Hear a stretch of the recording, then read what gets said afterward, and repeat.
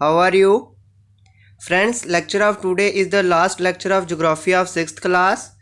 All the lectures of 6th class geography are most important for upcoming exams. In the next lecture, we will do practice of questions based on 6th class geography, which are very important for upcoming exams. Friends, this topic is also listed in the syllabus of JK SSB SIFAA exam in the general knowledge section. Now I am going to start my today lecture. Friends, आज हम पढ़ेंगे India का climate, vegetation and wild life. Friends, ये वहाँ पे topic जो है वहाँ पे लिखा हुआ है कि इकोलॉजी, इन्वायरमेंट और बायोडाइवर्सिटी। दोस्तों, ये बायोडाइवर्सिटी में और इकोलॉजी में इन्वायरमेंट जो है ये वाला चैप्टर भी उस टॉपिक में फॉल करता है, तो तभी ये वाला जो लेक्चर है दोस्तों बड़ा इंपॉर्टेंट है। चलिए दोस्तों, हमने पीछे वाली क्लासेस में भी आपको बताया था कि वेदर क्या होता है। Weather is a day to day changes in the atmosphere. It includes changes in the temperature, rainfall and sunshine. इसको हम वेदर बोलते हैं। और क्लाइमेट क्या होता है? क्लाइमेट होती है दोस्तों एक लार्ज एरिया का हम उसमें वेदर देखते हैं और सारे 1 या 2 साल का इकट्ठा देखते हैं। तो एक लार्ज टाइम के लिए और लार्ज एरिया का जब हम क्लाइमेट वेदर देखते हैं तो उसको हम क्लाइमेट बोलते हैं। Broadly the major seasons recognized in India are. कौन कौन से सीजन्स हैं? कूल्ड वेदर सीजन, जिसको हम विंटर बोलते हैं, ये दिसंबर टू फरवरी होता है। हॉट वेदर सीजन जिसको हम विंटर बोलते हैं, ये मार्च टू मई होता है। साउथ वेस्ट मानसून सीजन जिसको हम रेनी सीजन बोलते हैं, जून टू सितंबर होता है। दोस्तों, ये साउथ वेस्ट मानसून सीजन क्यों है इसको भी हम अभी नीचे एक्सप्लेन करेंगे। Season of retreating monsoon, retreating word का क्या मीनिंग है ये भी मैं आपको नीचे बताऊंगा। मानसून, इसको हम ऑटमन बोलते हैं, अक्टूबर टू नवंबर। दोस्तों, मैंने पीछे वाले लेक्चर में जब ज्योग्राफी ऑफ J&K पढ़ाया था तो वहाँ पे मैंने एक स्प्रिंग सीज़न भी बताया था आपको। तो दोस्तों, स्प्रिंग सीज़न जो है वो मार्च टू मई तक होता है, जिसमें हमारी क्रॉप्स जो हैं वो राइपन करते हैं हम, तो उनको काटते हैं। उस सीज़न को हम स्प्रिंग सीज़न बोलते हैं। चलिए दोस्तों, अब पढ़ते हैं हम कूल्ड वेदर सीजन और winter. During the winter season the sun rays do not fall directly in the region, as a result the temperature are quite low in northern India. क्या कह रहा है दोस्तों? कह रहा है विंटर सीजन में जो सन की रेज होती हैं वो हमारे इंडिया के रीजन में डायरेक्टली फॉल नहीं करती हैं और उसी कारण जो है वो टेम्परेचर बड़ा लो रहता है नॉर्थन इंडिया में, are quite low in the northern India. अब दूसरा, हॉट वेदर सीजन और समर।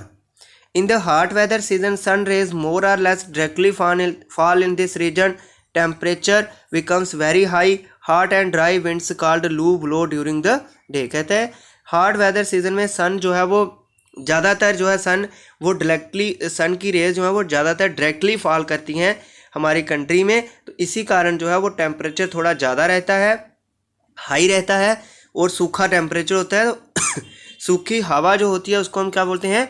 लू बोलते हैं। जो गर्मियों के दिनों में गर्म हवा चलती है उसको हम क्या बोलते हैं?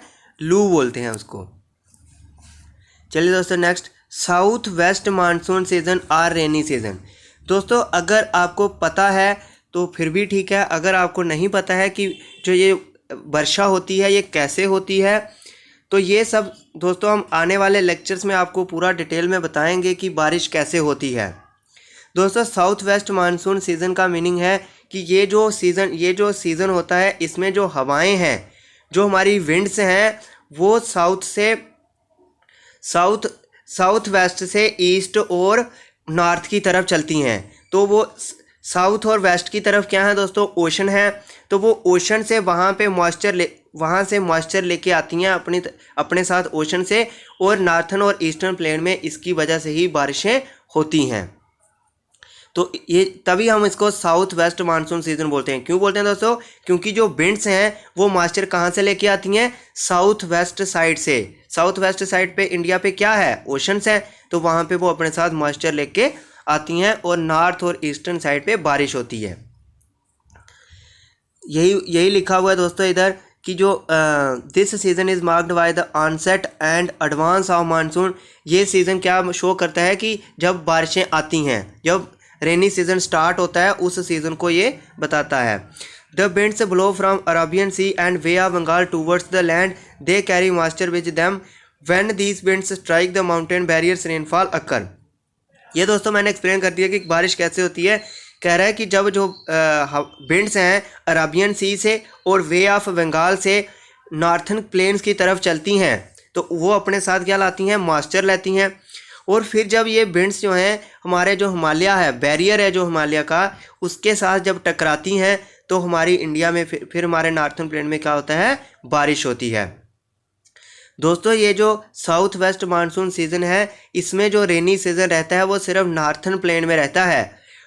साउथर्न प्लेन में बारिश जो है वो इस सीज़न में नहीं होती है। तो अब साउथर्न प्लेन में बारिश कब होती है, अगला नेक्स्ट पढ़ते हैं। Season of retreating monsoons or autumn. दोस्तों रीट्रीटिंग का मीनिंग है इस वक्त जो हवाएं हैं वो वापस जाती हैं, यानी नॉर्थर्न प्लेन से और ईस्टर्न प्लेन से साउथर्न प्लेन्स की तरफ जाएंगी, अब वापस जाएंगी।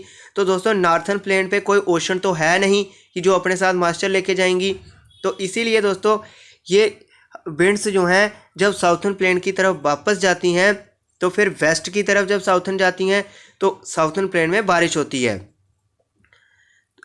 अब कहता है wind move back from main land to the bay of Bengal, this is the season of retreating monsoon.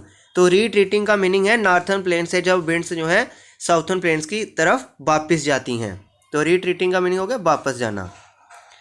The southern part of India particularly Tamil Nadu and Andhra Pradesh receive rainfall in this season. दोस्तों अब क्या हो गया कि साउथ वेस्ट जो season of retreating monsoon जो है दोस्तों ये सितंबर टू नवंबर तक रहता है। सीजन ऑफ रीट्रीटिंग मानसून जो है सितंबर टू अक्टूबर नवंबर तक ये रहता है। तो इस सीज़न में साउथर्न पार्ट पे बारिशें होती हैं, यानी रेनी सीज़न में साउथ तमिलनाडु और आंध्र प्रदेश में बारिशें नहीं होती हैं। वहाँ पे कब होती हैं, जब रीट्रीटिंग मानसून सीज़न में। वो कब होता है दोस्तों, सितंबर टू नवंबर तक। चलिए दोस्तों आगे। The climate is about the average weather condition which have been measured over many years. वही मैंने ऊपर समझाया कि क्लाइमेट क्या होता है, एक लंबे समय के लिए और लंबे एरिया का जब हम पूरा वेदर देखते हैं तो उसको हम क्लाइमेट बोलते हैं। नेक्स्ट दोस्तों ये बहुत इंपॉर्टेंट क्वेश्चन है दोस्तों, ये पेपर में पूछा जाता है कि इंडिया का जो क्लाइमेट है वो किस टाइप का है। तो इंडिया का जो क्लाइमेट है वो मानसून टाइप का है। इंडिया का क्लाइमेट किस टाइप का है, मानसून टाइप का है। अब दोस्तों मानसून वर्ड जो है ये अरबिक लैंग्वेज से लिया गया है और जिसका मीनिंग होता है मौसम। मौसम वर्ड जो है वो अरबिक लैंग्वेज से लिया गया है और मौसम वर्ड का मीनिंग होता है दोस्तों season. Due to India's location in the tropical region most of the rain is brought by monsoon wind. कहता है कि जो इंडिया है हमारा ये एक ट्रॉपिकल रीजन में आता है। ट्रॉपिकल रीजन का क्या मीनिंग है दोस्तों, ट्रॉपिक ऑफ कैंसर इससे पास करती है तो इसीलिए हम इसको ट्रॉपिकल रीजन बोलते हैं। तो ये इंडिया जो है वो ट्रॉपिकल रीजन होने की वजह से यहाँ पे जो ज़्यादातर बारिशें होती हैं वो मानसून विंड से ही होती हैं। अभी तक दोस्तों आपको मानसून विंड क्लियर हो ही गया होगा कि मानसून विंड्स वो होती हैं जो समुंदर की तरफ से मेन लैंड की तरफ चलती हैं और अपने साथ क्या लाती हैं, मॉइस्चर लाती हैं और फिर जब हिमालय माउंटेन के साथ टकराती हैं तो फिर नॉर्थर्न प्लेन में बारिश होती है। The climate of a place is affected by its location, altitude, distance from the sea and relief. दोस्तों जो क्लाइमेट होता है वो किसी भी जगह का चाहे वो क्लाइमेट हो वो कैसे अफेक्ट होता है, यानी वो कैसे चेंज होता है। किसी जगह की लोकेशन क्या है, किसी जगह की हाइट कितनी है, किसी जगह का समुंदर से डिस्टेंस कितना है, किसी जगह की माउंटेन्स कैसी हैं, वहाँ के प्लेट्यू कैसे हैं, वहाँ के प्लेन्स कैसे हैं। इन सब कंडीशंस की वजह से ही दोस्तों जो क्लाइमेट है वो जगह हर एक प्लेस का डिफरेंट होता है। Therefore we experience regional differences in the climate of India। वही कह रहा है कि इन सब डिफरेंसेस होने की वजह से ही जो इंडिया का क्लाइमेट है वो इतना डिफरेंट है।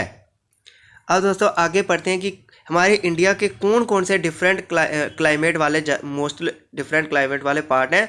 वो सबसे पहले दोस्तों ये बहुत ही इंपॉर्टेंट क्वेश्चन अब आगे हैं Jaisalmer and Bikaner in the desert of Rajasthan are very hot. दोस्तों जो हमारा ग्रेट इंडियन डेजर्ट है जिसको हम थार डेजर्ट बोलते हैं, जो राजस्थान में है, राजस्थान की कैपिटल जयपुर है, तो वो जो हमारा डेजर्ट है दोस्तों वो पूरे वर्ल्ड का हॉटेस्ट डेजर्ट है। Number 1 question.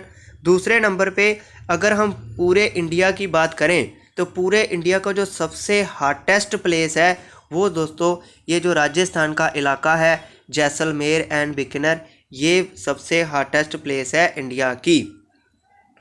While Dras and Kargil, और जो मैंने बताया था दोस्तों पिछली वीडियो में ज्योग्राफी ऑफ इंडिया की ज्योग्राफी ऑफ जेके की कि जो द्रास है वो लद्दाख में पड़ता है, वो सबसे कूल्डेस्ट रीजन है इंडिया का। ये भी क्वेश्चन दोस्तों बड़ी बार एग्जाम में पूछा जा चुका है और आगे वाले एग्जाम में भी पूछा जाएगा।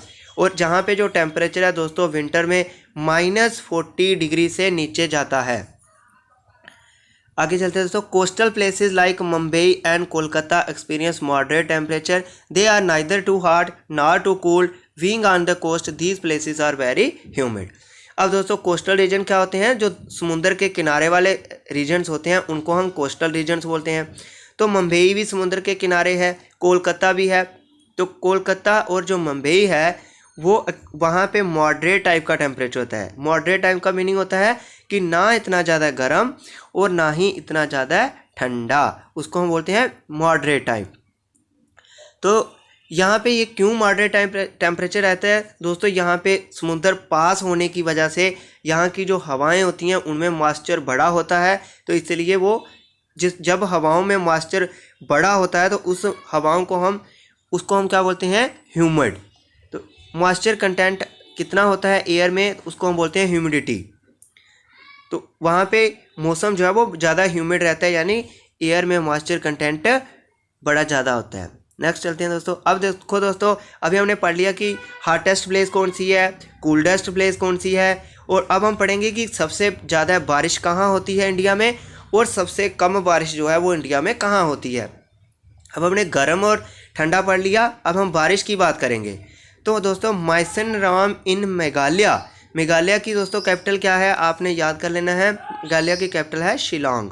तो माइसेनराम जो मेघालय में है वो रिसीव करता है वर्ल्ड्स हाईएस्ट रेनफॉल। पूरी दुनिया की बात कर रहा हूँ दोस्तों, पूरी दुनिया की सबसे ज़्यादा जो बारिश होती है वो कहाँ पे होती है, माइसेनराम जो इलाका है मेघालय में वहाँ पे होती है। ये क्वेश्चन भी एग्ज़ाम में पूछा जाता है। और अब सबसे कम होती है उसकी बात कर लेते हैं। तो दोस्तों राजस्थान में जो डेजर्ट है हमारा ग्रेट इंडियन डेजर्ट, उसमें जो जैसलमेर इलाका है, जैसलमेर का जो इलाका है वहाँ पे कभी कभी तो दोस्तों पूरा साल बारिश होती ही नहीं है। नेक्स्ट दोस्तों, नेचुरल वेजिटेशन क्या होता है दोस्तों, ऐसे ग्रासेस, ऐसी झाड़ियाँ, श्रब्स होती है झाड़ियाँ, और ऐसे ट्रीज़ जो नेचर में बिना ह्यूमन बींग्स की हेल्प के बिना उगते हैं, तो उन ट्रीज़ को, उन ग्रासेस को, उन श्रब्स को हम क्या बोलते हैं, नेचुरल वेजिटेशन। यानी हम इंसान जो हैं हम उनमें कोई हेल्प नहीं करते हैं, वो बिना इंसानों की हेल्प के ही ग्रो करते हैं। तो ऐसे वेजिटेशन को हम नेचुरल वेजिटेशन बोलते हैं। अब दोस्तों ये बहुत ही इंपॉर्टेंट क्वेश्चन है कि वाई आर फॉरेस्ट नेसेसरी, कि जो फॉरेस्ट हैं वो हमारे लिए नेसेसरी क्यों हैं। Forest are very useful for us, plants release oxygen that we breathe and absorb carbon dioxide. तो दोस्तों जो हम ऑक्सीजन लेते हैं वो प्लांट छोड़ते हैं, और जो हम कार्बन डाइऑक्साइड छोड़ते हैं उसको प्लांट्स जो हैं वो अब्जॉर्ब करते हैं। और एक फ़ायदा हो गया प्लांट्स का। अब दूसरा फ़ायदा क्या है, the roots of the plant bind the soil, जो प्लांट की जड़ें होती हैं, रूट्स होती हैं, वो मिट्टी को बांधे रखती हैं। दोस्तों यहाँ पे ब्लाइंड नहीं आना है, ये गलती हो गई, यहाँ पे बाइंड आना है,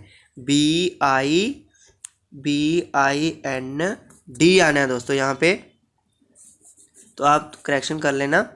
तो प्लांट्स बाइंड द सॉइल दस दे कंट्रोल सॉइल इरोजन। अब दोस्तों सेकंड बेनिफिट क्या हो गया फॉरेस्ट का, कि जो प्लांट्स होते हैं वो सॉइल को अपनी जड़ों में बांधे रखते हैं और क्या कंट्रोल करते हैं, सॉइल इरोजन कंट्रोल करते हैं।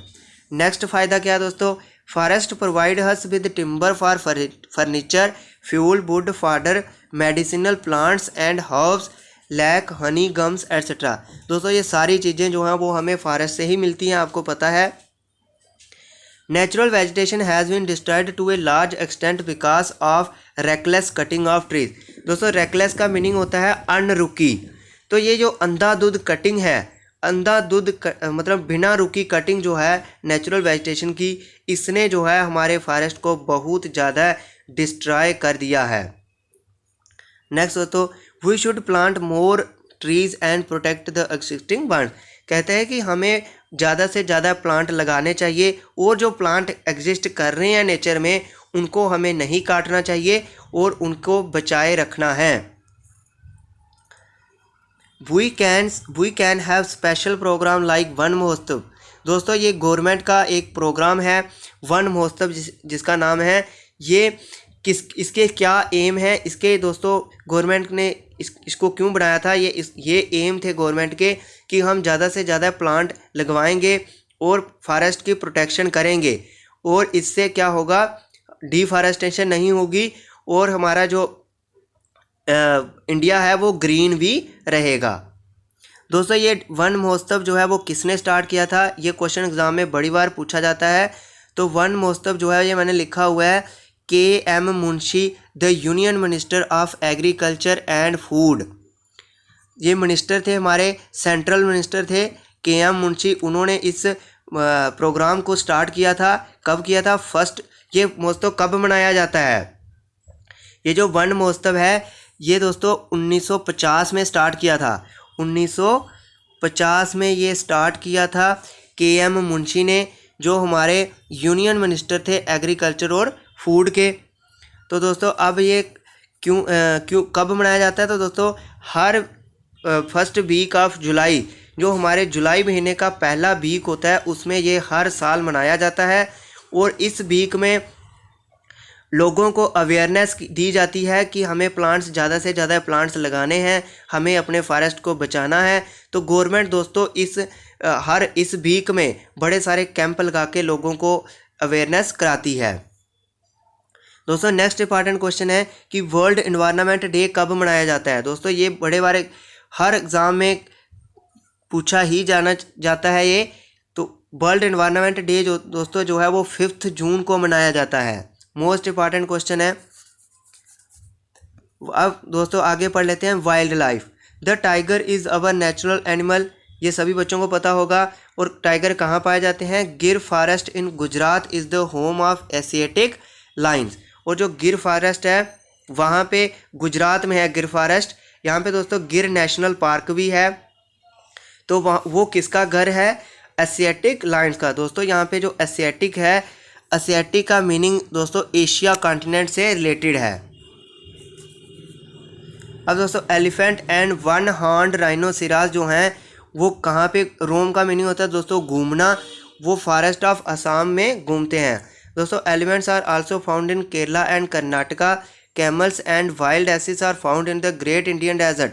यानी जो कैमल्स हैं वो ग्रेट इंडियन डेजर्ट में पाए जाते हैं और जो वाइल्ड एसिस हैं वो रन ऑफ कच्छ जो गुजरात में है वहाँ में पाए जाते हैं। Wild goats, snow leopards, bears etcetera are found in the Himalaya region. दोस्तों ये जो एनिमल्स का क्वेश्चन आपको किस तरीके से पूछा जाता है, आपको कुछ 4 से 5 एनिमल्स के नाम दिए होंगे और फिर आपको पूछा गया होगा कि अब बताओ ये जो 4 से 5 एनिमल हैं ये कहाँ पाए जाते हैं, हिमालय रीजन में पाए जाते हैं, ग्रेट इंडियन डेजर्ट में पाए जाते हैं या रन ऑफ कच्छ में पाए जाते हैं। इस तरीके से आपको क्वेश्चन दोस्तों एग्जाम में पूछा जा सकता है। Besides this many other animals are found in our country such as monkey, wolf, jackal, nilgai, cheetah etcetera. ये सारे एनिमल भी दोस्तों, अभी और भी बड़े सारे एनिमल होंगे, ये हमने सम इम्पॉर्टेंट एनिमल ही यहाँ पे लिखे हुए हैं। दोस्तों India is equally rich in bird life. जैसे एनिमल में रिच है हमारी इंडिया, उतने ही हमारी बर्ड्स भी हमारे इंडिया में पाए जाते हैं। तो दोस्तों बर्ड्स को प्रोटेक्ट करने के लिए बर्ड्स सेंचुरीज भी बनाई गई हैं गवर्नमेंट के द्वारा। तो other common birds are parrots, pigeons, myna, geese, bulbul and ducks. Putting to cutting of forest and hunting several species of wildlife of India are declining rapidly.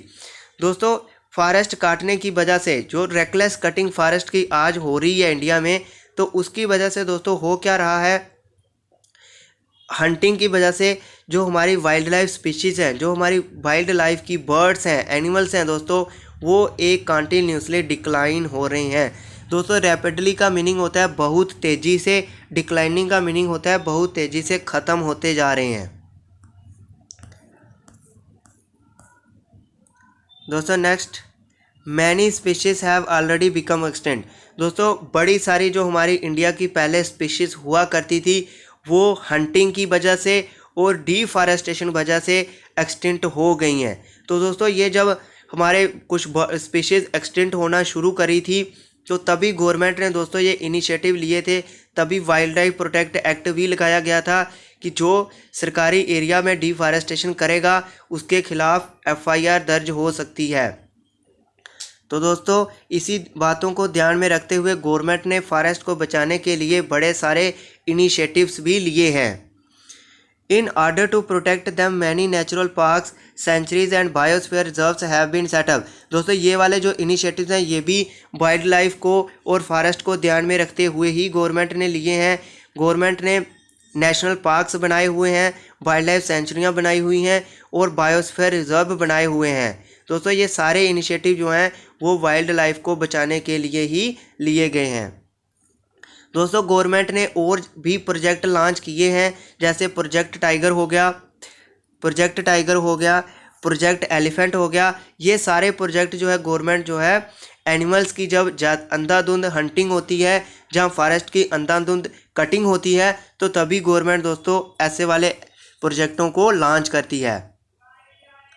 Every year we observe wild life week. अब दोस्तों मैंने पीछे बताया आपको कि हम one महोत्सव कब मनाते हैं, तो अब दोस्तों वाइल्ड लाइफ वीक भी होता है। दोस्तों वाइल्ड लाइफ वीक क्यों शुरू हुआ था, ये भी जब हमारी गवर्नमेंट को ये मतलब शिकायतें गई थी कि जो हमारी वाइल्ड लाइफ है वो ख़त्म हो रही है, तो गवर्नमेंट ने ये इनिशिएटिव लिया था कि वाइल्ड लाइफ वीक एक स्टार्ट किया जिसमें हम लोगों को अवेयर कराएंगे कि हमें वाइल्ड लाइफ को बचा के रखना है। तो every year we observe wild life week in the first week of October. दोस्तों ये पॉइंट आपने याद रखने होते हैं कि वाइल्ड लाइफ वीक कब मनाया जाता है, फर्स्ट वीक ऑफ अक्टूबर को मनाया जाता है। तो इसके दोस्तों क्या एम है, to create awareness of conserving the habitats of the animal kingdom. तो वाइल्ड लाइफ वीक के क्या एम्स हुए कि हमें अवेयरनेस फैलानी है लोगों में कि एनिमल किंगडम को बचाए रखना है, यानी हमें अपनी वाइल्ड लाइफ को बचा के रखना है। दोस्तों एक बहुत ही इम्पॉर्टेंट क्वेश्चन है, ये मोस्ट ऑफ द एग्ज़ाम में पूछा जाता है कि चिपको मूवमेंट क्या है। ये अगर दोस्तों रिटन बेस्ड एग्जामिनेशन होगा तो ये पूछा जाएगा कि चिपको मूवमेंट क्या है। अगर ऑब्जेक्टिव टाइप एग्जामिनेशन होगा तो ये पूछा जाता है कि चिपको मूवमेंट जो है कब स्टार्ट हुई थी और किसने की थी। तो दोस्तों जो है चिपको मूवमेंट जो सुंदरलाल बहुगुणा ने स्टार्ट की थी, ये दोस्तों एक गांधीयन एक्टिविस्ट थे। दोस्तों एक्टिविस्ट होते हैं जो सोशल काम में अपने सोशल काम में ध्यान देते हैं और लोगों की आवाज़ को उठाते हैं, उनको दोस्तों हम सोशल एक्टिविस्ट बोलते हैं। तो सुंदरलाल बहुगुणा जो है गांधीयन एक्टिविस्ट थे। दोस्तों इन्होंने एक मूवमेंट स्टार्ट करी थी 1973 को। अब मैं दोस्तों थोड़ा आपको इस मूवमेंट के बारे में बताता हूँ। दोस्तों हुआ क्या था कि जब उत्तराखंड स्टेट में बहुत ज़्यादा रेकलेस कटिंग ऑफ फॉरेस्ट होने लगी, तो दोस्तों यहाँ के जो लोकल लोग थे उन्होंने डिफॉरेस्टेशन के ख़िलाफ़, रेकलेस कटिंग ऑफ ट्रीज़ के ख़िलाफ़ दोस्तों अपना प्रोटेस्ट शुरू किया था। तो दोस्तों उसमें जो हेड थे वो सुंदरलाल बहुगुणा थे। उन्होंने लोगों को आवाज़ को और बुलंद किया और लोगों की जो आवाज़ है वो सेंट्रल गवर्नमेंट तक पहुंचाई। दोस्तों तब जो हमारी सेंट्रल गवर्नमेंट में माननीय प्रधानमंत्री इंदिरा गांधी जो हैं वो प्राइम मिनिस्टर थी, तो उन्होंने इस प्रोटेस्ट को बड़े ध्यानपूर्वकता से देखा और उन्होंने दोस्तों तब ये 1980 में एक्ट बनाया गया कि वाइल्ड लाइफ को और फॉरेस्ट को जो भी डिस्ट्रॉय करेगा उसके खिलाफ गवर्नमेंट सख्त एक्शन लेगी। तो दोस्तों ये चिपको मूवमेंट थी, बहुत ही इम्पॉर्टेंट है कि ये कब स्टार्ट हुई थी। ये 1973 उत्तराखंड में स्टार्ट हुई थी। वहाँ पे बड़ी ज़्यादा कटिंग हो रही थी, उसी वजह से वहाँ पे प्रोटेस्ट, खतरनाक प्रोटेस्ट हुआ था और फिर जो है गवर्नमेंट ने इसके ऊपर कानून बनाया था। दोस्तों पहले ये उत्तराखंड में हुई, फिर उत्तर प्रदेश में, और फिर इसके बाद ये पूरे देश में ही ये मूवमेंट जो है वो फैल गई थी और फिर पूरे देश में ये कानून लागू कर दिया गया था। दोस्तों ये थी चिपको मूवमेंट के बारे में मैंने आपको थोड़ा सा बता दिया। दोस्तों अगर आपको हमारी वीडियो समझ आई है, अगर दोस्तों कम भी आई है, तो आप कृपया करके, अगर आपको एक बार लेक्चर सुनने से कम समझ आता है तो आप लेक्चर को टाइम निकाल के 2-2 बार सुने, ताकि आपको हर एक चीज़ क्लियर हो जाए। दोस्तों ये आने वाले एग्ज़ाम के लिए टॉपिक बहुत इंपॉर्टेंट था। दोस्तों अभी जो हमारे आगे के लेक्चर होंगे, कुछ लेक्चर जो है वो वर्ल्ड इन्वायरमेंट पे और बायोडाइवर्सिटी पे और भी हमें ऐड करने पड़ेंगे, तो फिर आपका ये वाला टॉपिक कंप्लीट हो जाएगा। दोस्तों वीडियो को, अगर आपको वीडियो समझ आती है तो ज़्यादा से ज़्यादा शेयर करें, अपने दोस्तों को भी हमारी जीएस क्लासेस का फ़ायदा दिलवाएं। दोस्तों हम आपको बता दें कि हम जो आने वाले एग्ज़ाम्स हैं इसमें जीएस क्लासेस, ग्रामर और भी जो जितने भी टॉपिक्स होंगे उनको लेते रहेंगे और आपको पूरा अच्छे से एक्सप्लेन करेंगे। जय हिंद दोस्तों।